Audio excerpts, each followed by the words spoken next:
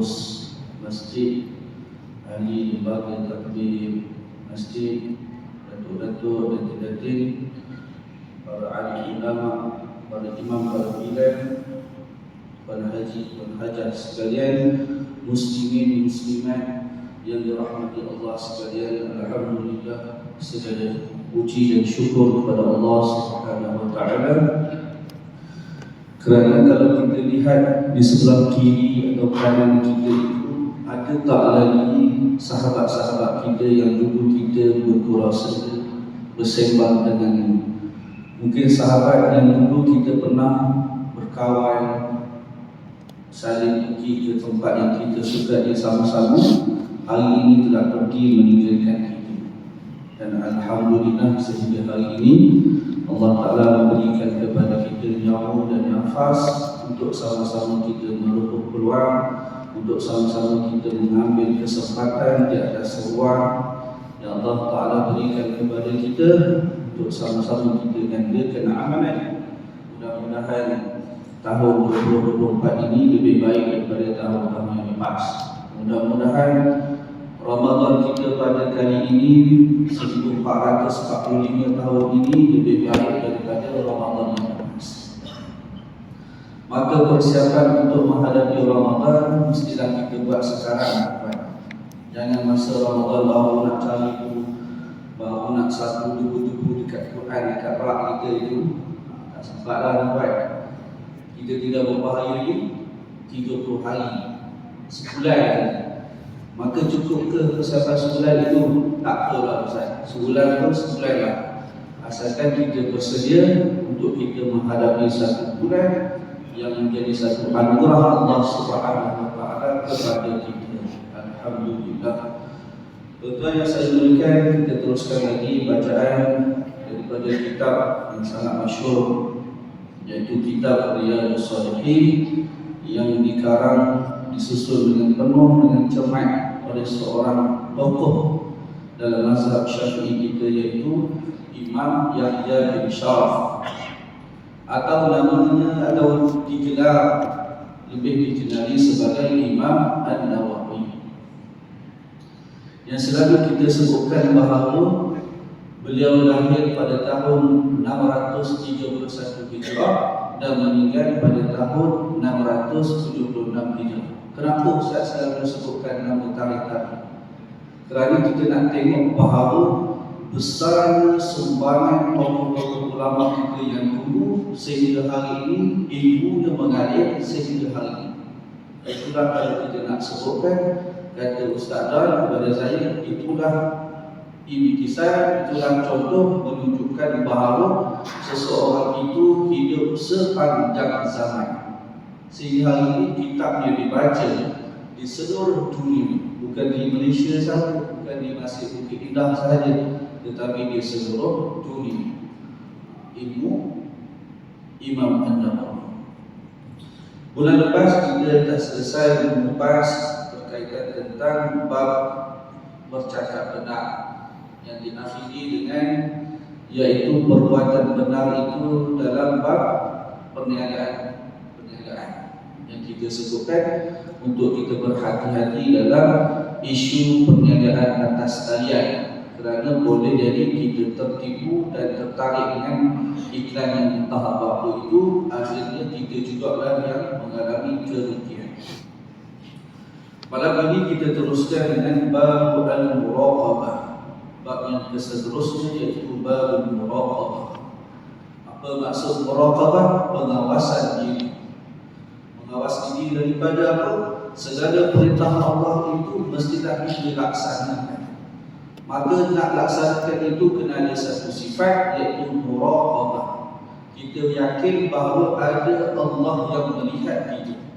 Sama ada kita melihat Allah ataupun kita pegang Allah melihat kita. Kalaulah satu masjid ini ada CCTV, agak-agak pencuri nak masuk curi tak berani nak curi. Sebab apa? Ada CCTV. Apatah lagi kalau ada Allah, itulah keyakinan kita, Allah lebih mengetahui lagi daripada CCTV. Maka kita lebih lagi berwaspada, lebih lagi mengawasi diri kita. Kalaulah satu supervisor kita itu dia mengawasi kita, dia lihat pencapaian kita, pekerja ini dia laksanakan 100%. Semua kerja yang dilakukan dia buat, dan semua garis panduan yang ditegak dia tak buat. Adakah pekerja itu dapat bonus? Dapat. KPI capai KPI, dapat bonus. Sebulan, 2 bulan nak layani, banyak nak beri bonus kan? Begitu juga Allah Subhanahu wa taala, sekiranya kita melakukan segala perintah Allah dan meninggalkan segala larangan Allah, kita pun akan dapat bonus ganjaran. Yang kita tak taat pun Allah bagi, apatah lagi kalau kita taat. Contoh yang terbaik adalah ketika mana tuan-tuan meraihkan memperingati peristiwa Isra dan Mi'raj dan Aqs. 2-3 hari yang lepas ada ceramah Safirah juga kan? Bi'abdihi itu hamba itu. Kalau istilah hamba kita dalam manusia ini, keji atau tak keji? Kalau nak tahu istilah hamba itu perkataan yang hina atau tak, tuan-tuan cuba namakan perkataan hamba. Ada orang nak namakan nama dia hamba.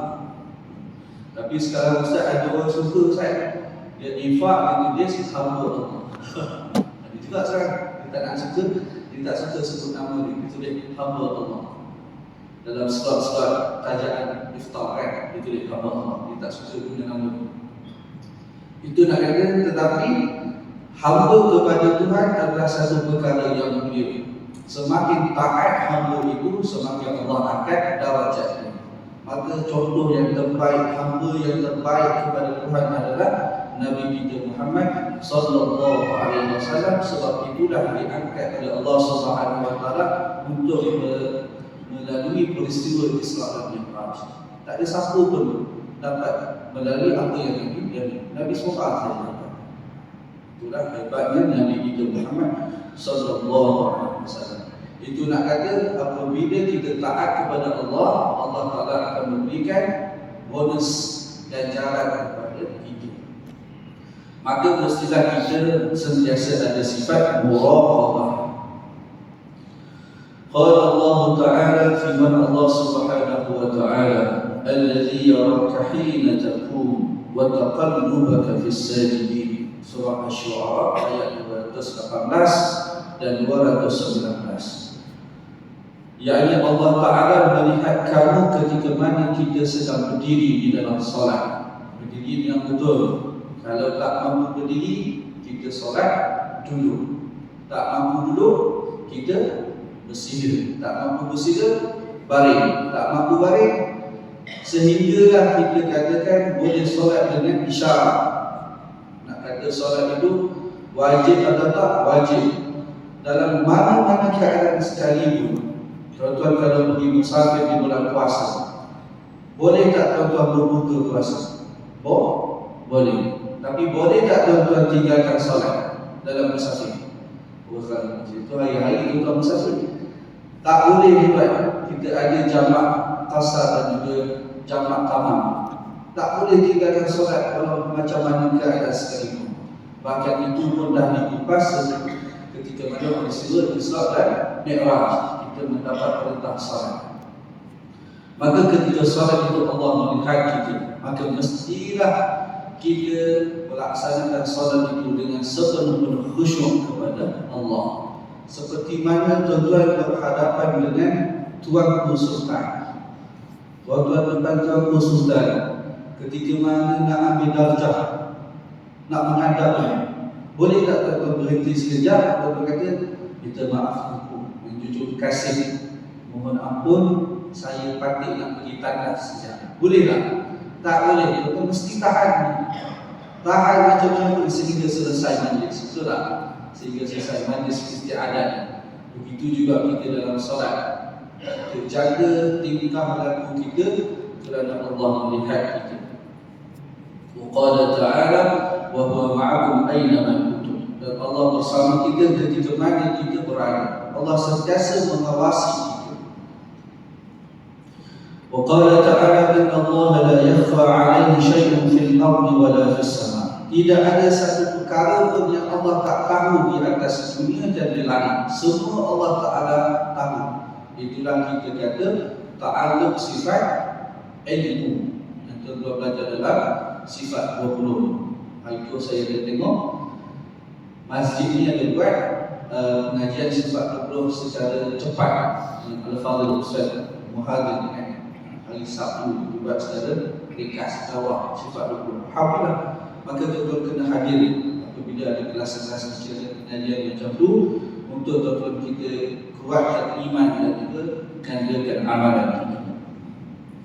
Wal ayatu fil bari katsiratun ma'lumah. Kaitan tentang dalil-dalil untuk kita ada sifat muraqabah ini kata Imam Nawawi sangat banyak. Wa ammal ahadis, dan ada berhadis-hadis al-awwalu an Umar ibn Khattab radhiyallahu anhu qala. Hadis yang diriwayatkan oleh Sayyidina Umar bin Khattab radhiyallahu anhu qala. Khalifah yang kedua namanya Umar bin Khattab, membuka banyak kota-kota. Sehingga kan kata profesor saya Al-Ustaz Dr. Abdul Muhyiddin Fuad, sekarang dia mudir Waqf Al-Azhariyah di Al-Azhar. Dia kata ketika mana Sayyidina Umar membuka kota-kota termasuk di bumi Parsi atau dikenali sekarang sebagai negara di Iran. Kemudian dia kata yang berlaku di Syiah, golongan satu fahaman yang menjadi satu, kita kata mudah-mudahan mereka bertaubat kepada Allah, iaitu Syiah itu apabila dia bercakap dia melaknat sahabat Nabi radhiyallahu anhu, mereka melaknat termasuk Sayyidina Umar. Maka kata profesor saya, mereka melaknat itu bukan hanya untuk mengangkat selokan cinta kepada ahli bait. Kalau dia kata mereka sayang dan suka kepada ahli bait Rasulullah sallallahu alaihi wasallam, nescaya dia tidak akan menghina, tidak akan melaknat Sayyidina Umar. Kerana daripada keturunan Rasulullah itu ada cicit-cicit Rasulullah sallallahu alaihi wasallam yang bernama Umar, ada yang bernama Abu Bakar. Kalau mereka itu sangat cinta kepada ahli bait. Itu yang pertama. Yang kedua, mereka sangat tak suka Sayyidina Umar adalah kerana ketika pemerintahan Sayyidina Umar, Sayyidina Umar membuka kota mereka sehingga ramai masuk Islam. Sedangkan bumi Parsi ketika itu agamanya agama Majusi, menyembah api. Sebab itulah mereka melaknat kerana Sayyidina Umar telah membuka kota mereka. Nak kata mereka menentang dan juga menghina Sayyidina Umar atas dasar politik, bukan atas dasar iman, bukan atas dasar agama. Itu dahsyat fahaman sehingga melaknat Sayyidina Umar dan juga sahabat-sahabat yang lain. Maka berjaga-jaga tuan-tuan, anak-anak kita tanyalah, takut-takut terjebak dengan fahaman Syiah yang telah difatwakan menyeleweng daripada ajaran Islam di sana. Bainama nahnu julusun 'inda Rasulillah sallallahu alaihi wasallam. Ini satu hadis yang tuan-tuan juga famous, iaitu hadis Jibril. Tuan-tuan dah dengar banyak kali. Insya-Allah kita ringkaskan dan sebanyak ini. Tapi pengajaran itu sangat penting.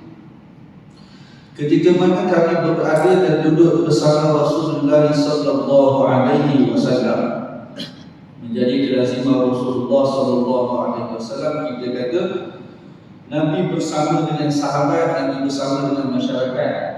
Nabi bukannya selepas solat berjemaah, selepas solat sunat, Nabi masuk dalam bilik, Nabi duduk solat-solat. Bukan itu perehan Nabi sallallahu alaihi wasallam. Bahkan Nabi berjumpa dengan segenap masyarakat yang Islam dan yang bukan Islam. Kita kupas sebelum ini. Zata yawmin, satu hari, istala'a alaina rajulun syadidu bayad siyabi syadidu sawadi sya'ri. Satu hari datang seorang lelaki yang mana keadaan dia itu syadidu bayad thiyab, dia punya baju jubah dia sangat putih. Syadidu sawadi sya'ri, dan rambutnya sangat hitam. La yura alaihi athar as-safar wa la ya'rifuhu minna ahad, tidak ada satu tanda, satu kesan perjalanan, tetapi kami pula tidak mengetahui. Kalau tuan-tuan ada orang yang asing datang ke tempat kita, kita mesti yang pertama kita akan tengok. Kalau zaman dulu berjalan di atas pasir, ada debu-debu, ada kesan perjalanan. Kalaulah orang itu orang yang asing, orang yang jauh daripada kita datang ke tempat kita, maka kita akan tengok. Kalaulah ada kesan debu-debu itu, maka kita tahulah dia ini datang daripada jauh. Sebab apa? Perjalanan itu di atas pada pasir. Kalaulah orang itu orang yang jauh, nescaya ada tanda pasir itu, tanda debu-debu itu. Tapi seorang pemuda ini tiada tanda tersebut. Kalau tak ada tanda itu, nak kata bahawa dia orang tempatan, betul tak? Tapi kalau orang tempatan, kami pula tak kenal kata sahabat. Sebab sahabat ini dikenal di antara satu sama lain. Maka kita pun kena macam tu lah, kena kenal di antara satu sama lain. Dan pada hujung jemaah tu sampai ke depan, kalau boleh tuan-tuan kenal satu persatu orang yang hadir dekat masjid, boleh tak? Kita buat kempen lain juga. Sebelum ni kita kempen subuh mengajar Jumaat. Kali ni kita kempen kenal semua anggota masyarakat. Tukar kempen. Sebab kempen tu dah berjaya lah. Kempen lain lah. Banyak kempen kita kan. Maka tak ada siapa pun kenal pemuda ini. Maka kita tahulah pemuda itu adalah malaikat Jibril dalam rupa seorang pemuda.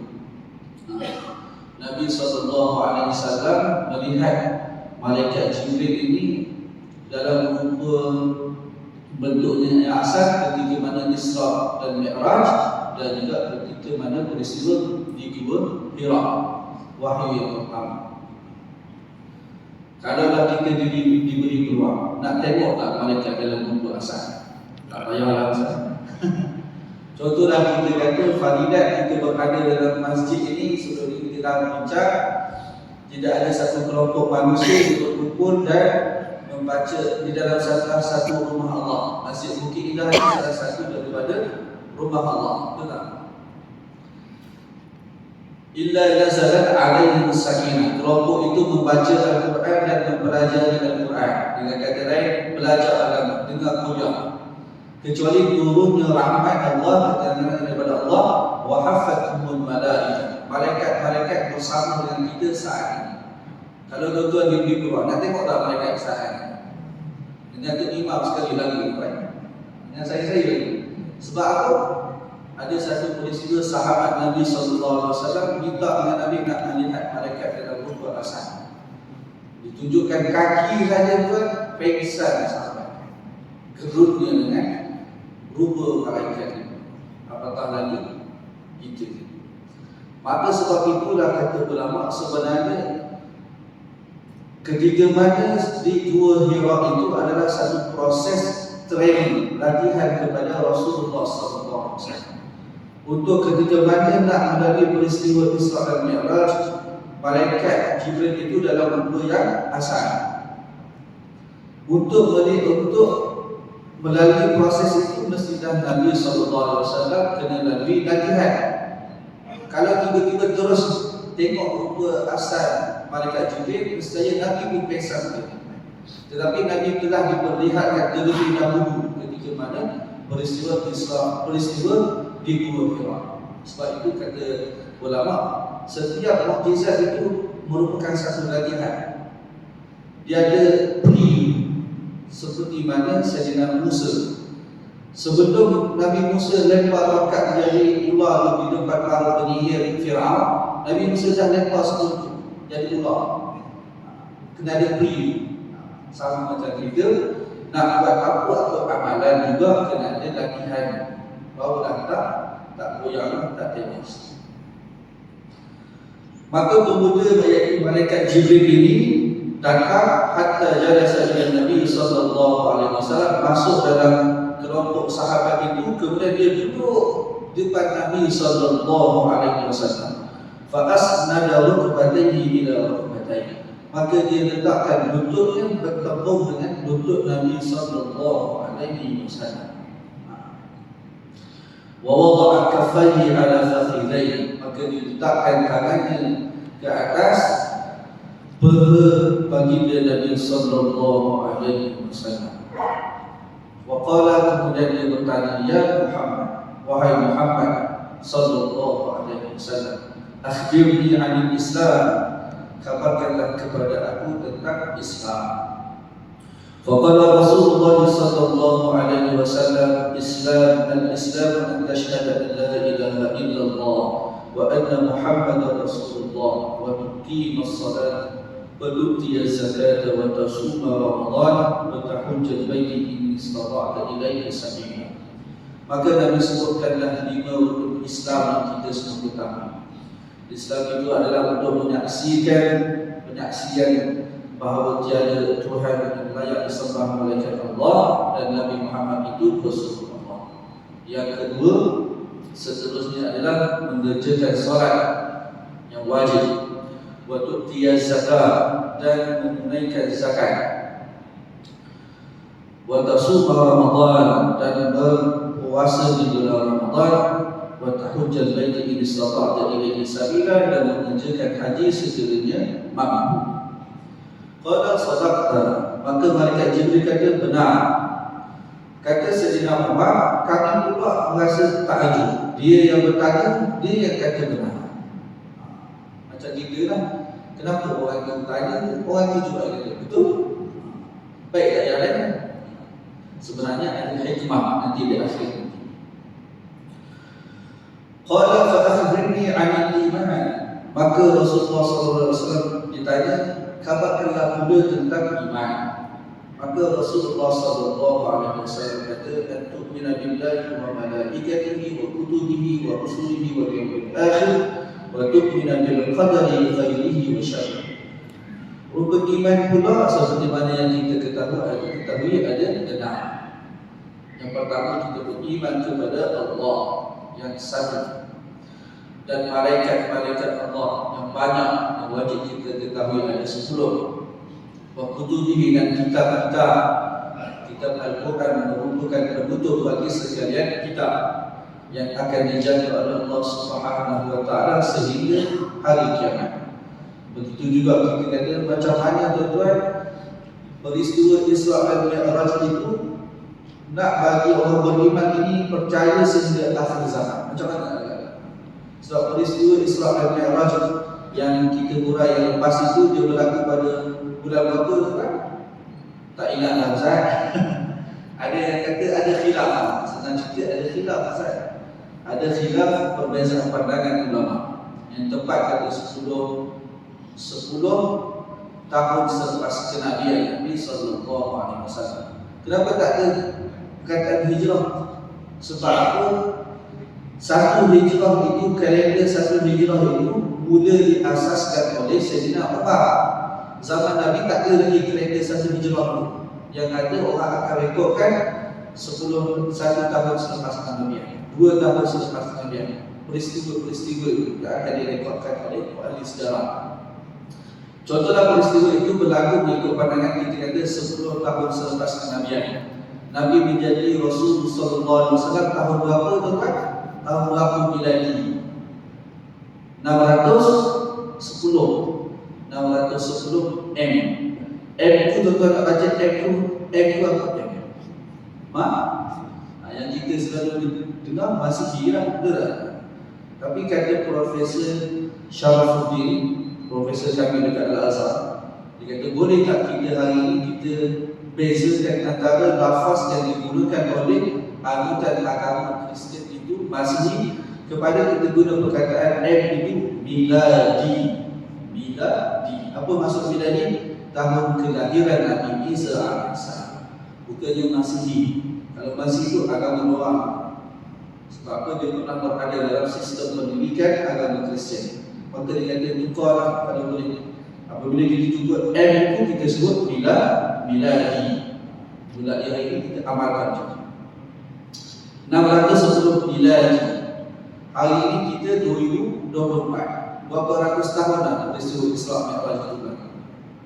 Lebih 1400 lah, senang cerita kan?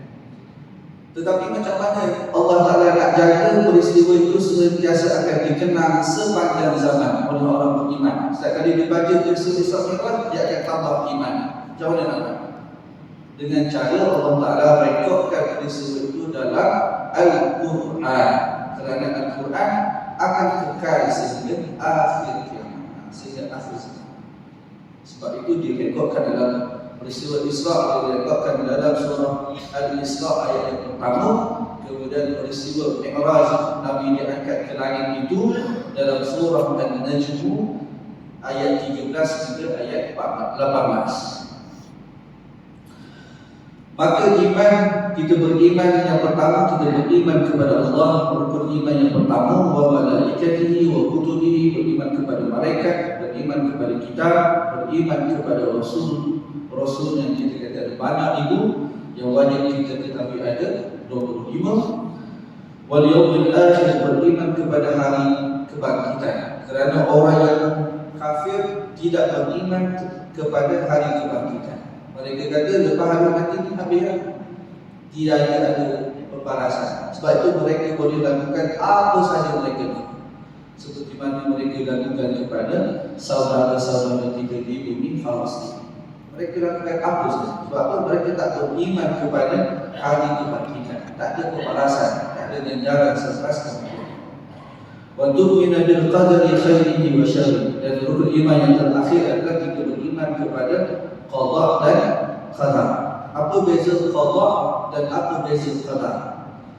Dua sama dia Ustaz. Qada qadar, qadar qada. Apa beza? Nak senang beza dia tuan-tuan kena faham. Qada itu peristiwa yang berlaku. Apa past tense. Qadar yang sedang berlaku. Tuan-tuan sedang mengaji ini namanya qadar. Kemudian selepas 30 minit, apa yang tuan-tuan dapat sekarang ini dia jadi qada. Dan kesemua qada dan qadar itu telah ditentukan oleh Allah Subhanahu wa taala. Manakala apa yang kita doa itu adakah boleh mengubah ketentuan yang berlaku, yang mengubah qadar. La ya'muru qada illa bidu'a. Tidak ada satu yang boleh mengubah qada kecuali dengan doa. Sebab itu kita doa banyak. Sebab moga-moga Allah Ta'ala ubah qadar. Yang berubah itu bukan qada, yang berubah itu qadar. Allah Ta'ala ilhamkan kepada kita maka tak jadi nampak maksiat ketika itu. Maka itu qadar. Tapi dah berlaku, dah jadi qadar. Kesemua itu telah ditentukan oleh Allah Subhanahu wa taala. Kemudian selepas Nabi beritahu rukun iman, Jibril pun kata sekali lagi, sahabat, betul apa yang kamu sampaikan. Maka sekali lagi sahabat tertegun. Ditanya lagi, dia pun kata benar lagi. Siapa dia ni? Macam kita lah. Siapa dia ni datang kepada ustaz yang tempat kita dah reserve dah tempat VIP ni, dia datang di lain je. Siapa dia? Nanti terjawab di akhir hadis. Qala fa akhbirni 'anil ihsan. Maka katakanlah kepada kami, kepada aku ihsan. Apa itu ihsan ya Muhammad? Maka Nabi kata, qala an ta'budallaha ka'annaka tarah. Kita beribadat kepada Allah seperti mana kita melihat Allah. Ayat ini yang kita nak tempat tajuk kita malam, iaitu muraqabah, pengawasan diri. Kita beribadat seperti mana kita melihat Allah. Fa in lam takun tarahu, dan sekiranya kita tak mampu di maqam tersebut, fa innahu yaraka. Kita peganglah bahawa Allah melihat kita, Allah mengawasi kita. Maka tak ada sahabat kalau kita katakan berpegang prinsip ihsan ini, maka damailah ke semua perkara. Tak ada siapa pun akan buat dosa. Qala fa akhbirni 'anis sa'ah. Maka malaikat Jibril melanjutkan lagi, dia kata, kabarkanlah pula kepada aku tentang as-sa'ah, hari kiamat. Qala mal mas'ulu anha bi'a'lama min as-sa'il. Maka Nabi kata, tidaklah orang yang ditanya itu lebih tahu daripada orang yang bertanya. Maka alasan musyarah kepada hadis ini, dia kata kedua-dua ilmu makhluk ketika itu sama ada Nabi dan malaikat. Sekiranya tidak dikabarkan kepada Allah, maka semua ilmu kita ini sama. Nabi pun tak tahu tentang hari kiamat, malaikat pun tak tahu tentang hari kiamat. Kita dah kupas pada bulan yang lepas, sesungguhnya Allah Ta'ala ada 5 rahsia. Tidak ada siapa pun boleh klaim dia tahu 5 perkara. Yang pertama, dah lupa Ustaz, maka rujuklah di dalam akhir surah Luqman ayat yang ke-34, muka surat 414. Tuan-tuan tengok ayat ini, innallaha indahu ilmus sa'ah. Sesungguhnya di sisi Allah Ta'ala ilmu berkaitan tentang hari kiamat.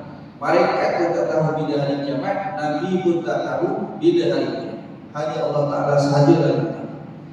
Qala fa akhbirni an amaratiha. Maka malaikat Jibril kata, kalau Allah begitu, kabarkanlah kepada aku tentang tanda-tanda hari kiamat. Yang kita tahu adalah tanda-tanda hari kiamat. Qala, kata Nabi sallallahu alaihi wasallam, tandanya adalah tadi dari amatu rabbataha. Apabila seorang hamba itu dia melahirkan tuan. Dengan kata lain, ketika mana pembukaan kota-kota yang dulunya kota itu seorang kota yang bukan Islam, kemudian dijadikan hamba tawanan. Hamba itu ada banyak jenis. Tawanan perang itu adalah hamba. Daripada hamba itu maka dijadikan isteri kepada orang Islam. Daripada isteri itu akan lahirlah anak. So anak itu dia sama dengan pak dia, ayah dia itu hamba ke merdeka. Merdeka orang yang merdeka. Contoh kan seorang sahabat Nabi sallallahu alaihi wasallam diberikan seorang hamba tawanan perang. Kemudian berlaku hubungan yang dibolehkan itu, kemudian lahirlah anak. Anak itu anak kepada seorang sahabat Nabi sallallahu alaihi wasallam. Tempat dia sama dengan sahabat Nabi. Dia dah jadi merdeka. Itu maksudnya apabila seorang hamba itu melahirkan tuan. Tapi dalam syarah yang lain adalah apabila institusi keluarga itu musnah. Daripada dulu seorang anak itu patuh kepada ibu bapanya, dan ketika mana tanda-tanda hari kiamat adalah ketika mana anak-anak itu derhaka kepada ibu bapanya. Hari ini kita tengok berapa ramai kes pembunuhan mak. Dulu kes pembunuhan anak, sekarang anak bunuh mak, anak bunuh ayah. Berlaku tak tuan? Berlaku sangat banyak. Macam-macam kes. Itu salah satu tanda-tanda hari kiamat. Yang kedua kata Nabi, wa antara hufat al-urwat al-'adata ira'a asy-syai yatatawaduna fil dunya. Jadi tuan-tuan famous itu ketika mana kita melihat orang yang tidak ada berpakaian itu, iaitu Arab Badawi yang mengembala kambing di padang pasir itu, yang mengembala kambing peternakan, yatatawaduna fil dunya, berlumba-lumba untuk menaikkan bangunan pencakaran, skyscraper, bangunan paling tinggi dekat dunia sekarang kat mana? Kita nombor merdeka, nombor 2 lagi. Yang pertama sekarang masih lagi Burj Khalifa, katanya akan dipintas, akan dilawan oleh di Riyadh satu lagi. Setelah sedang dibina. Nak kata dulu mereka itu tak ada apa pun. Ada tuan-tuan boleh tengok dekat internet tu, dia buat satu simulasi Dubai, macam Dubai yang dulu dalam short video saja sehingga sekarang. Dulu tak ada apa, sehinggalah macam-macam bangunan. Bukan saja Dubai, Qatar, Kuwait, semua negara Arab. Dulu mereka hanya mengembara kambing, hanya tidak ada cukup pakaian. Kata Arab Badawi. Itu tanda-tanda hari kiamat, kata Nabi sallallahu alaihi wasallam, tanda-tanda kiamat yang kecil. Bahkan satu kitab telah mengumpulkan bahawa Nabi diutuskan itu pun adalah salah satu daripada tanda-tanda hari kiamat. Sebab Nabi merupakan Nabi akhir zaman. Tidak ada Nabi sesudah Nabi Muhammad sallallahu alaihi wasallam. Maka kita kena berhati-hati tuan. Mudah-mudahan kita selamat daripada fitnah-fitnah akhir zaman dan fitnah-fitnah dajjal. Summa intalaqa, dan pemuda iaitu malaikat Jibril tadi dia beredar. Kemudian dalam syarah kata Nabi SAW suruh sahabat-sahabat ini pergi pitas, pergi cari balik, kemudian bawa balik. Ketika itu sahabat-sahabat cari tak ada. Ketika itulah mereka lari balik. Satu ini dia ni. Kalau kita cakap apa tuan? Hantu lah, hantu kita je tu lah kan. Kemudian Sayyidina Umar kata Fadabis kembalian dan mereka semua duduk sekejap. Summa qala, kemudian Nabi sallallahu alaihi wasallam kata, ya Umar, atadri man sa'il, wahai Umar, tahukah kamu siapa yang bertanya tadi? Siapa pemuda tadi yang datang? Qultu, dan Sayyidina Umar kata, Allahu wa rasuluhu a'lam. Lihatlah tuan semua adab ketika mengaji. Bahkan walaupun Sayyidina Umar ini kata Nabi sallallahu alaihi wasallam seorang yang sangat betul firasat. Tuan-tuan nanti balik baca antara kelebihan-kelebihan Sayyidina Umar. Sehingga kan Nabi sebut, kalaulah ada Nabi sesudah aku, Umarlah Nabi. Nak kata hebatnya Sayyidina Umar. Walaupun hebat, tapi dalam satu majlis Nabi, majlis ilmu, dia kata Allah wa rasuluhu a'lam. Allah dan Rasulnya sahajalah yang lebih tahu. Kalau kita hari ini, student hari ini, patang tanya, tak tanya lagi dah menjawab. Dia dah tahu dah angkat tangan. Bukan setakat mana semua tempat, semua ada berlaku kes. Tunggulah sehingga selesai, barulah seorang cikgu, seorang guru itu akan syarah habis. Dia tak habis syarah lagi, dia tanya. Ada tu tanya ni, tanya ni. Begitu juga kata ulama, bila banyak ditanya, hilanglah barakah ilmu. Sebab apa? Dia nak cepat. Man ista'jala bi syai'in uqiba bi harbani, kata ulama. Sesiapa yang tergopoh-gopoh tentang sesuatu perkara, kita bagi luar azan sikit. Ada simpandan juga, kita buat sama lagi lah.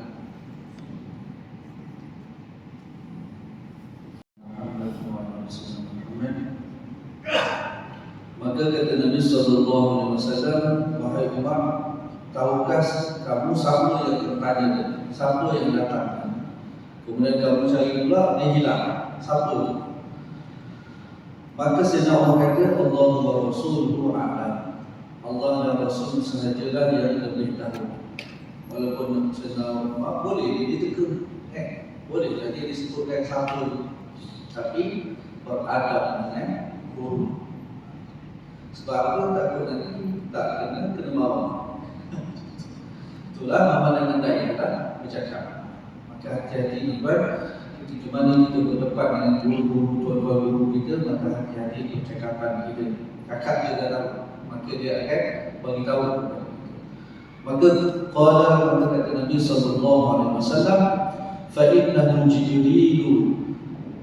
Ketahuilah sesungguhnya yang datang itu adalah malaikat Jibril. Atakum yu'allimukum amra dinakum. Dia datang kepada kamu semua untuk mengajar kepada kamu semua amra dinakum, perihal agama kamu. Rawahu Muslim. Hadis riwayat Imam Muslim. Daripada hadis ini tuan-tuan, ada 4 ajaran kepada kita. Yang pertama adalah adab ketika mana kita berguru dengan mana-mana. Apatah lagi ketika mana kita mengaji, kita nak belajar tentang ilmu agama, lebih-lebih lagi kita mementingkan adab. Yang kedua adalah ilmu apa yang kita nak belajar, sekurang-kurangnya kita melepasi ilmu fardu ain kita. Dalam konteks hadis ini ada 3 ilmu tu mesti kita kena cari. Kita kena usaha juga, paling kurang sebulan itu ada 3 pengajian ini kita boleh bagi komitmen. Yang pertama, pengajian ilmu akidah kita, ilmu akidah. Walaupun dah banyak kitab kita dah khatam, walaupun banyak dah kitab kita dah turai, dengar dan dengar, mudah-mudahan iman kita semakin mantap. Sebab apa? Yang keempat kita, sebab apa? Kita berada di akhir zaman. Iman kita boleh tercapai sekejap saja. Yang kedua, ilmu berkaitan tentang fiqh. Ada 4 rubuk fiqh, ada 4 bahagian fiqh. Sama ada fiqh ibadat, kita belajar macam mana nak kenal ibadat kita itu supaya jadi sah. Ataupun fiqh, kemudian ada fiqh muamalat, kita belajar macam mana kita nak jual beli. Kalau tak, nanti kita akan ambil sistem riba, dan kita juga boleh menipu. Ketika mana kita menjual itu, kita menipu customer kita. Kita dah dicari lepas. Bahagian yang ketiga itu fiqh munakahat. Kita belajar macam mana fiqh nikah kahwin. Sebab ada satu orang tu pernah telefon saya, dia kata, "Ustaz, jatuh berapa kali talak?" Saya kata, "Tanyalah pejabat agama." Baik. Sebab isteri dia bukan isteri suruh lafazkan, "Aku talak apa? Aku ceraikan kau dengan talak 2." Ketika itu dia dah talak 1 dah sebelum. Maka jatuh berapa? Saya kata jatuh 3 lah. Oh, dia kata, "Saya ingatkan jatuh 2." Saya kata bahaya tu. Itu dalam bab fiqh munakahat, belajarlah tuan. Belajar. Bahaya. Saya kata tak beranilah sebut, jumpalah pejabat agama. Mudah-mudahan tak jatuh. Last sekali apa bagus kan? Dah kahwin lain. Dah kahwin lain lah. Saya pun tak tahu lah apa yang berlaku. Mudah-mudahan tak berlaku lah istilah zina. Bahaya. Yang keempat, bahaya fiqh yang keempat, iaitu fiqh jinayah. Kita nak respon isu animal syariah, kita kena faham dulu. Kalau tak, kita hanya bercakap berdasarkan sentimen. Kena belajar. Maka itu ilmu fiqh, iaitu yang digambarkan dalam konteks hadis ini, al-Islam. Macam mana nak pergi Mekah, Madinah, macam mana nak buat haji. Sebab ada orang mempersedakan, kata kalau ikut mazhab Syafi'i, hari-hari kita setiap saat kena ambil wudu, bakar, tersentuh orang tu, tersentuh orang ni semasa tawaf. Disedakan mazhab Syafi'i. Kita nak respon, tak tahu sebab tak tahu. Macam mana? Kita belajar. Sebab apa? Dengan belajarlah kita jadi hormat orang ini. Dan yang ketiga, ilmu tasawuf. Ilmu tasawuf ni bukan kotor macam ayat cat. Ada orang kata macam tu pula. Sedangkan ilmu tasawuf adalah membendung kita daripada ilmu daripada sifat-sifat keji yang berada dalam hati kita. Tuan belajar dalam kitab penawar, banyak pengajian saya buat dalam masjid Kedah ini, pengajian ilmu tasawuf. Sama ada oleh Al-Fadhilatul Aiman Al-Aqidi kan, dari pengajian kita kat sini. Itu yang kedua, itu kita belajar ilmu fardu ain. Yang ketiga adalah kata Habib Abu Bakar Al-Masyhur, almarhum, dah meninggal. Apabila kita melihat konteks hadis ini, ramai orang tak melihat perihal yang keempat, iaitu ilmu tentang hari kiamat, tanda-tanda hari kiamat. Sebab itu menjadi satu fenomena hari ini, satu kuliah yang sangat trending, sangat viral hari ini. Kuliah yang bercakap tentang tanda-tanda hari kiamat, tanda-tanda akhir zaman. Maka tuan-tuan, Habib Abu Bakar Al-Masyhur, dia ada satu kitab Fiqh At-Tahawulat. Mungkin boleh dicadangkan kepada pihak pengurusan masjid untuk bedah daurah kitab Fiqh At-Tahawulat. Sangat tuntas, dia kupas yang sebenarnya berlaku tanda akhir zaman yang besar dikata adalah tahawul, perubahan kepada sistem. Daripada dulu orang sistem keluarga itu taat kepada ibu bapa, berubah ke sistem anak derhaka kepada ibu bapa. Itu dah punca kepada akhir zaman. Apatah lagi keseluruhan sistem itu dah kacau. Boleh kita kupas dalam bab fiqh at-tahulan. Itu yang ketiga. Dan yang keempat, tuan yang saya mulakan, mestilah kita gandakan amalan kita untuk sama-sama kita kejar akhirat. Itu yang keempat. Mudah-mudahan kajian kita pada malam ini diberkati oleh Allah Subhanahu wa taala. Aqulu qawli hadza wa astaghfirullah li wa lakum wa a'udzu billahi minasyaitonir rajim. Bismillahirrahmanirrahim.